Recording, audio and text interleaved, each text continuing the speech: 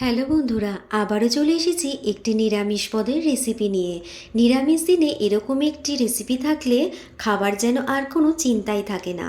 গরম ভাতের সাথে দারুণ ভালো লাগে এই রেসিপিটি। চলো রেসিপিটি দেখে নাও। রেসিপিটির জন্য প্রথমে আমি কিছুটা পরিমাণ গোবিন্দভোগ চাল মিনিট 10 ভিজিয়ে ভালো করে জল ঝরিয়ে নিয়েছি। এরপর কড়াইতে ঘি গরম করে তাতে গোবিন্দভোগ চাল দিয়ে মিনিট 2 মতন ভালো করে নেড়ে ভেজে তুলে নিয়েছি।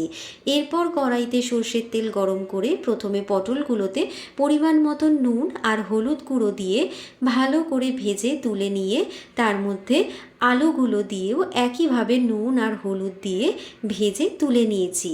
এরপর তেলের মধ্যে ফোড়নের জন্য প্রথমে আমি গোটা জিরে, তেজপাতা আর গোটা গরম মশলা ফোড়ন দিয়ে প্রথমে দিয়েছি টমেটো কুচি।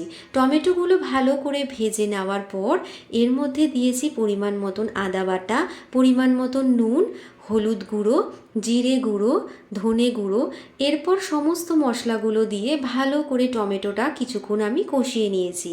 মশলাটা একটু কষিয়ে নেওয়ার পর এর মধ্যে দিয়েছি কাশ্মীরি লঙ্কা গুঁড়ো আর লাল লঙ্কা গুঁড়ো।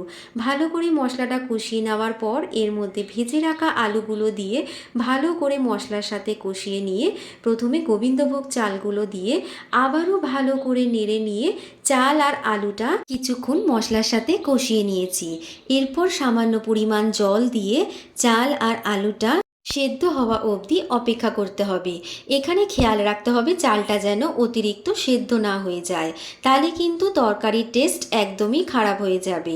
এখানে চাল আর আলু মোটামুটি 80% সেদ্ধ হয়ে আসলে এর মধ্যে ভেজে রাখা পটলগুলো দিয়ে ভালো করে নেড়ে নিয়ে সামান্য পরিমাণ জল দিয়ে সমস্ত উপকরণগুলো সম্পূর্ণ সিদ্ধ হওয়া অবধি রান্নাটা করে নিতে হবে। এরপর নামানোর আগে এর মধ্যে পরিমাণ মতন চিনি, ঘি আর গরম মশলা বাটা দিয়ে ভালো করে আবারও নেড়ে নিয়ে একটু জলটা আর একটু শুকিয়ে নিলেই কিন্তু তৈরি হয়ে যাবে দারুণ স্বাদের এই চাল পটল রেসিপিটি। তো বন্ধুরা, নিরামিষ দিনে একবার হলেও এই রেসিপিটি বানিয়ে দেখো। আশা করছি আমার মতন তোমাদেরও ভালো লাগবে।